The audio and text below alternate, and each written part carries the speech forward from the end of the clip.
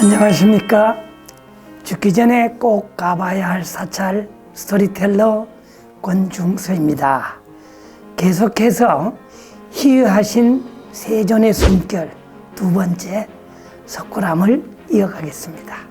석굴암 주실 원형 벽면에는 부처님을 에워싸고 서 있는 법화경에 나오는 보살과 제자, 천신들에 대해서 알아보는데, 이분들의 실제 조각의 키는 약 한 2m 남짓해서 실제로 그 당시에 그 모였던 불보살 천신들을 모아놓은 그런 느낌을 주고 있는 영산 회상을 옮겨놓은 듯합니다.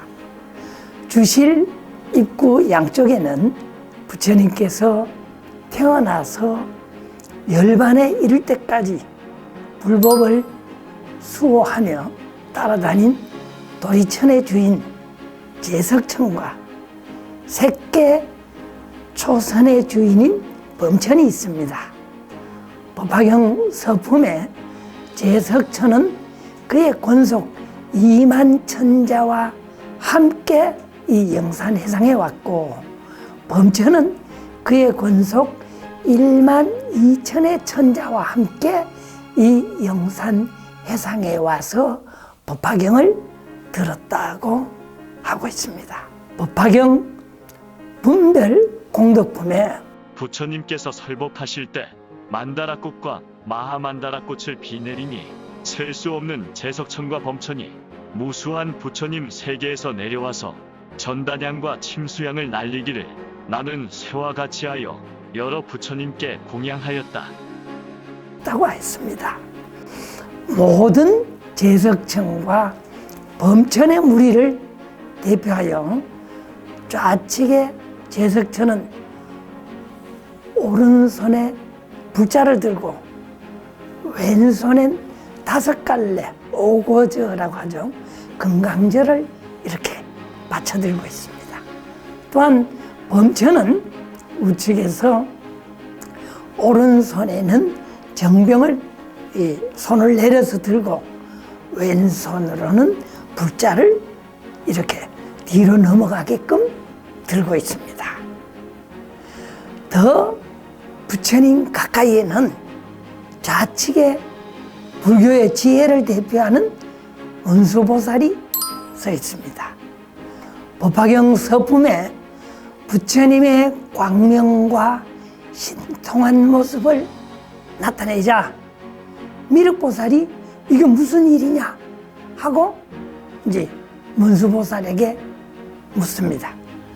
문수보살은 중생들로 하여금 일체 세간에서 믿기 어려운 모법 연화경을 듣고 알게 하려고 이런 상스러운 모습을 보인 것이다 하고 대답을 했습니다. 그래서 이 석굴암의 문수보살은 5갈래 상투, 원래 문수보살은 문수오개라고 해서 머리 위에 상투를 이렇게 5갈래로 이렇게 들어서 이렇게 올리죠. 그런 것처럼 지금 문수보살의 보관도 이 상스러운 표현이 위로 이렇게 올라가는 모습으로 아주 와한 모습이죠. 그런데 거기다 덧붙여서 오른손에 찻잔을 탁 이렇게 들고 있습니다. 이렇게 뭐라 그러냐, 이 모인 대중에게 여러분, 부처님께서 지금 법화경을 설하시니 경청해 주시기 바랍니다 하고 말하는 것 같습니다. 자, 그런데 문수보살은 왜 찻잔을 들고 있을까요? 문수보살은 새지 않는 지혜의 바다라고 합니다. 그래서 무르지라 그러죠.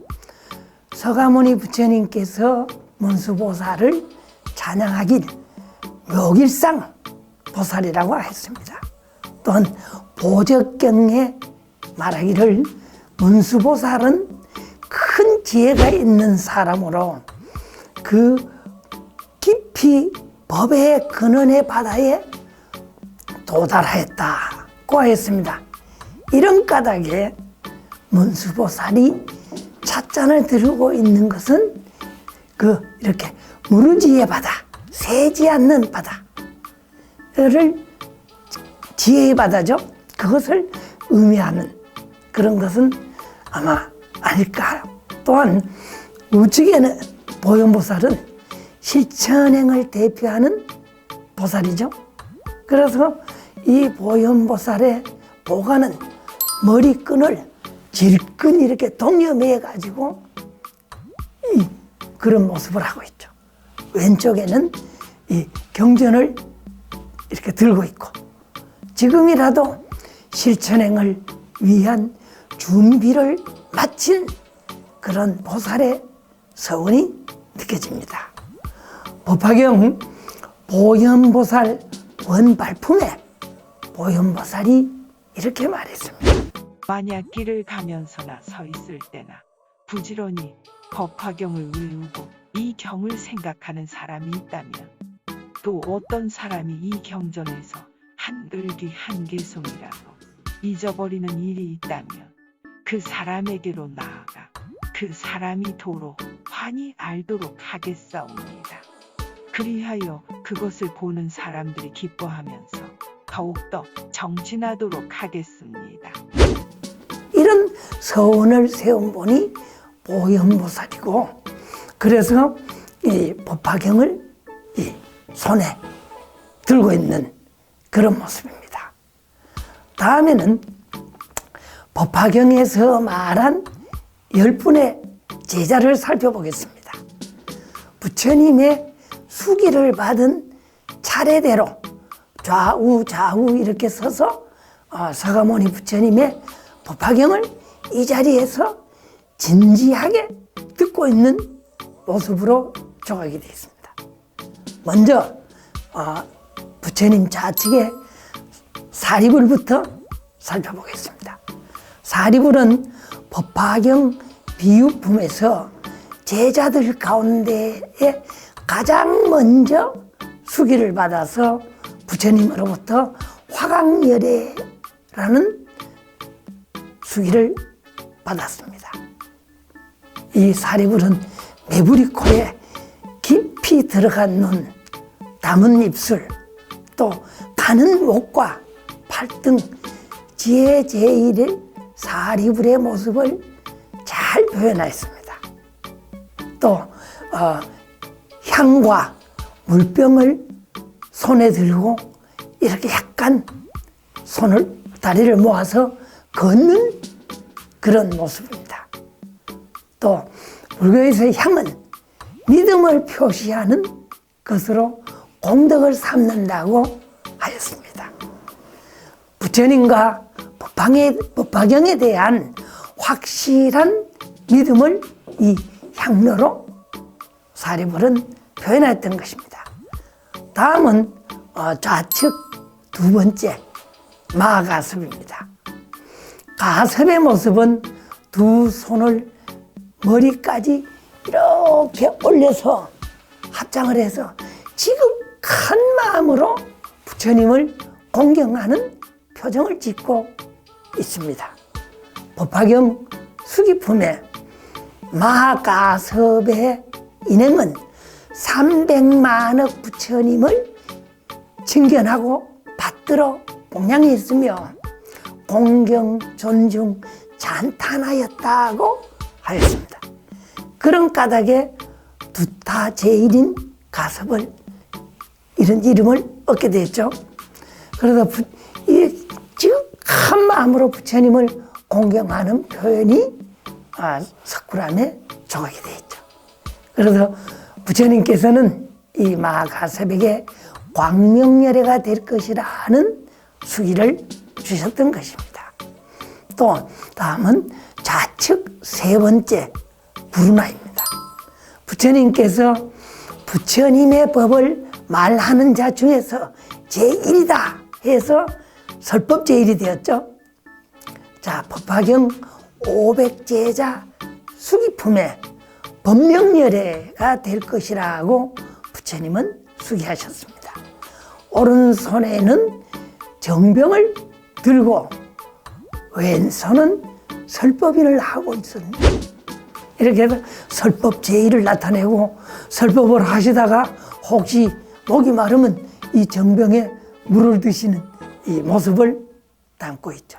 특히 10대 제자 가운데 유일하게 변단 우견인 오른쪽 어깨를 드러내고 있어서 아주 10분 중에 탁 눈에 나타나기도 합니다. 그리고 네 번째, 안하율 존자입니다.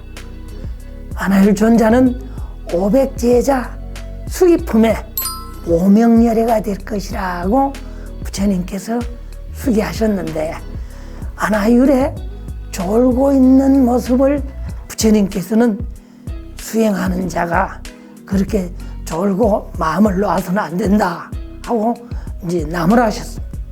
거기에 정신이 번쩍 들어서 안하율 존자는 눈을 감지 않고 용맹정진을 해서 두 눈을 잃고 말았습니다. 그렇지만은 천안통을 얻어서 천안제일 안하율 이런 이름을 받게 됐죠. 그래서 이 안하율 존자는 석굴암에서는 두 손을 같이 이렇게 모은데, 근데 눈은 감은 것 같이 마음으로 경전을 열심히 듣고 있는 그런 모습으로 조각이 되어 있습니다. 다섯 번째, 좌측의 마지막이죠. 는 부처님을 평생 받들고 시봉한 부처님의 그 비서실장격인 아난다입니다.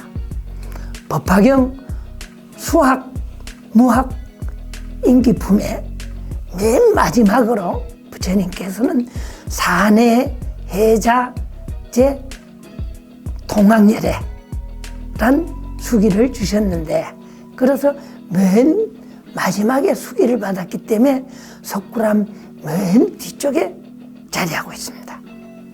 아난이 수기를 받자 새로 발심한 8천의 보살들이 웅성거렸죠. 아직 수기를 받지 못한 대보살들도 있는데 어떻게 성문들은 이런 좋은 인연을 가지고 수기를 받고 있는가, 이렇게 마음속으로 의심을 했죠. 그러자 부처님께서는 아나는 전생에서부터 많이 듣기를 좋아하여 부처님의 법장을 수호하고 많은 보살들을 교화하는 서원으로 인해 수기를 받느니라. 그래서 뭡니까? 유통제일, 다문제일 아난이 된 것입니다. 아난의 모습은 수능엄경에서 말한 것처럼 정말 10대 제자뿐만 아니라 1250 제자들 아라한 중에는 제일 잘생겼습니다. 그래서 그 많은 이 여성들이 유혹을 하기도 했죠. 그래서 어떡하냐, 이 아나는 홀로 석굴암에 조각되어 있는 모습을 보면 정면을 향해서 당당하게 가사를 좀 휘날리는 듯하고, 또 오른손에는 뭔가 이렇게 설명하는 듯해서 유통제 이름을 나타내고 있습니다. 자, 다음은 이제 부처님의 우측이죠. 우리가 바라봐서는 좌측이 되겠습니다만은 이쪽을 살펴보겠습니다. 제일 먼저 10대 제자 중에 신통제일 목걸련입니다. 이 목걸련은 매부리코가 또 인상적이고, 또 이 목걸련은 살짝 고개를 들어 부처님을 이렇게 응시하면서 자루가 달린 향로, 병향로라고 합니다. 을 이렇게 올리는 아주 그런 모습입니다. 법화경 수기품에서 부처님께서는 목걸련에게 다마라 발전 단향 열애 수기를 하였습니다. 자, 우측 두 번째는 수보리입니다.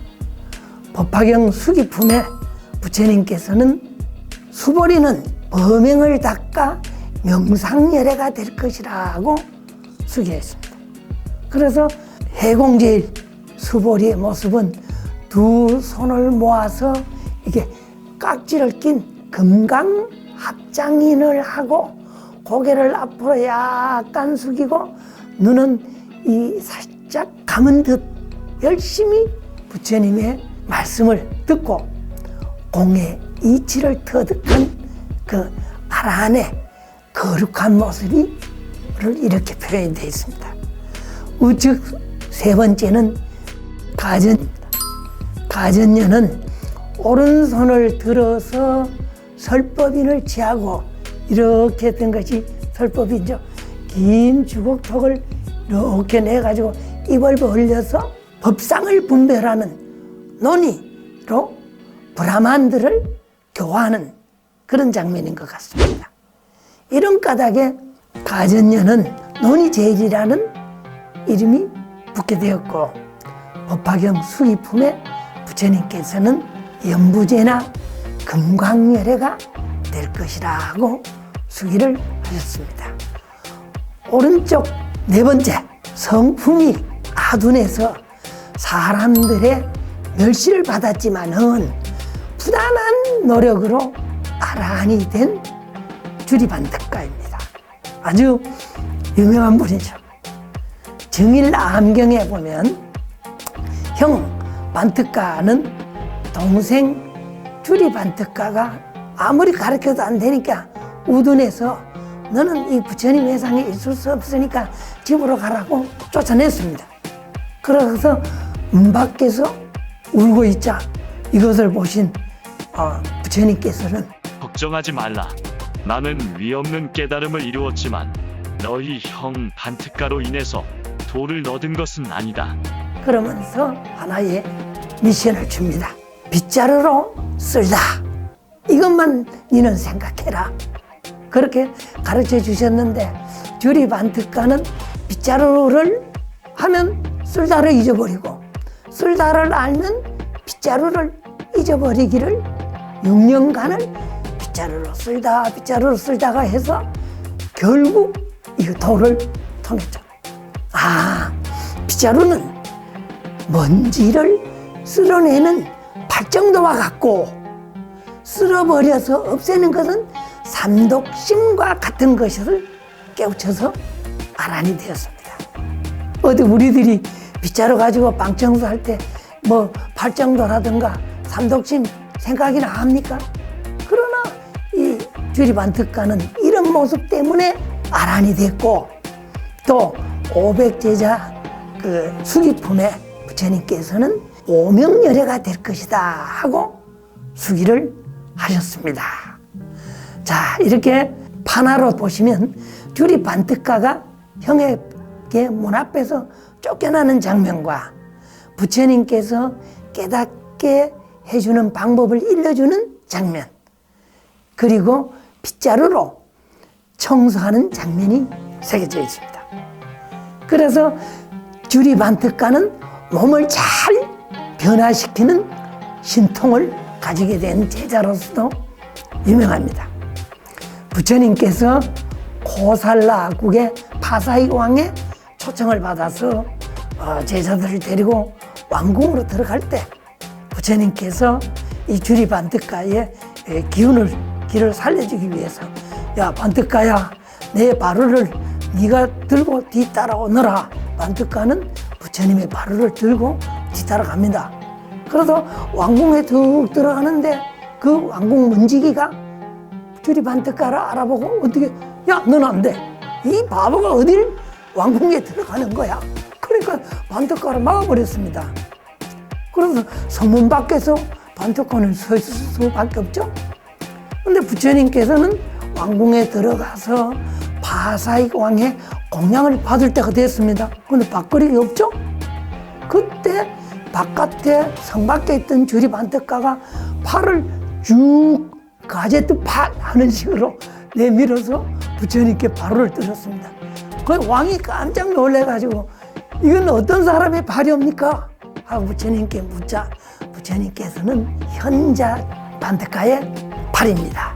지금 성 밖에서 발을 뻗쳐서 나에게 바로를 준 것뿐입니다. 그래서 주리반드가의 아라한이고 정말 아둔해도 그것이 문제가 아니라 깨닫고 나면 정말 유명하고 신통하다는 것을 그 왕에게 알려주게 된 거죠. 이러한 주리반드가의 노력 끝에 뭡니까? 이 인도에서부터 석굴암의 10대 제자로 딱 들어와서 마루를 턱 부처님 마루를 들고 있는 모습 보면 감동적입니다. 또 우측 5번째는 부처님의 아들 라울라입니다. 법화경 수학 무학 인기품의 마지막으로 아들 라울라에게 도칠보화 열애라는 수기를 주셨습니다. 부처님께서는 내가 태자로 있을 적에 라훌라가 장자가 되더니 내가 부처를 이루었음에 법을 받고 법제자가 되었다. 라훌라의 비밀한 행을 오직 내가 알 뿐이니라. 라울라의 비밀한 행을 아는 사람은 오직 나뿐이다 라고 말씀하셔서 라울라는 밀행제일 라울라가 되었습니다.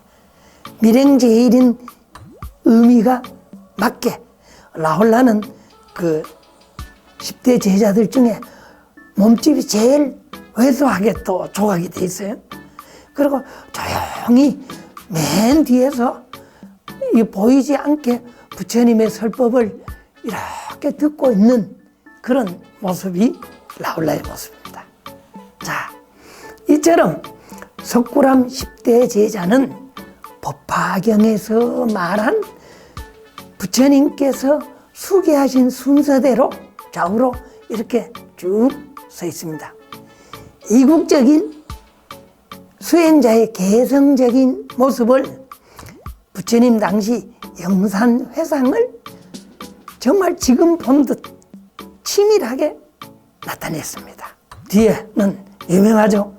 원형주실의 맨 뒤쪽에는 11면 관세음보살이 조각되어 있습니다. 이 관세음보살님은 겉에서 보면 잘 안 보이니까 숨어 계신 듯, 또 기도하는 관세음보살 찾는 기도자의 응답을 기다리시는 듯한 모습입니다. 법화경 관세음보살 오문품에 보면 무진이보살이 부처님께 여쭙니다. 세존이시여, 관세음보살은 무슨 인연으로 관세음이라고 하나이까? 하고 말하자 부처님께서는 선남자여, 만일 한량 없는 백천만억 중생이 모든 괴로움을 받을 적에 이 관세음보살의 이름을 듣고 일심으로 그의 이름을 부르면 곧 그 음성을 관찰하고 듣고 모두 해탈케 한다. 이 관세음보살의 이름을 지니는 이는 설사 큰 불에 들어가도 불이 능히 태우지 못하나니 이 보살의 위엄과 실력이니라 하고 말씀을 하셨어요. 그래서 관세음보살님은 중생의 괴로운 소리를 듣고 그것을 소멸해주는 신통력을 가진 분인 것을 우리는 알겠죠? 이러한 신통을 극대화시킨 모습이 석굴암의 11면 관세음보살입니다. 인간 세상의 희로애락에서 나오는 여러 가지 문제를 해결하기 위해서 11가지 모습을 드러낸 분입니다. 11명 신주심경에 보면 앞에 관세음보살님 머리 위에 있는 세면은 자비상이거든요. 선한 중생을 보고 자비심을 일으켜 너 잘했다 하고 칭찬하는 것을 나타내고, 또 왼쪽에 세면은 화를 내는 모습입니다. 악한 마음을 먹은 중생을 보고 안타까운 마음을 일으켜서 그가 항복받고 고통을 구제해주기 위하고, 또 오른쪽의 세면에는 흰 이빨을 드러내고 웃는 그런 모습입니다. 이는 정말 부처님 말씀 8정도를 제대로 수행한 사람을 보고 더욱 불도에 정진해서 잘했다라는 이런 칭찬하는 모습으로 나타내고 있습니다. 뒤에 또 이제 한 면이 있는데 이거는 크게 웃는 폭소, 크게 하하 웃는 그런 모습이죠. 이런 모든 불의의 중생들을 보섭하는 그런 모습입니다.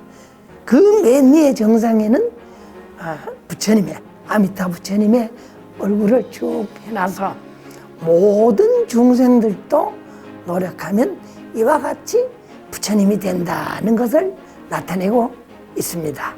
또한 11명 관세음보살은 탐스럽게 활짝 핀 연꽃 위에 왼손은 활짝 핀 연꽃을 꽂은 정병을 들고 오른손은 아름다운 영락을 쥐고 있습니다.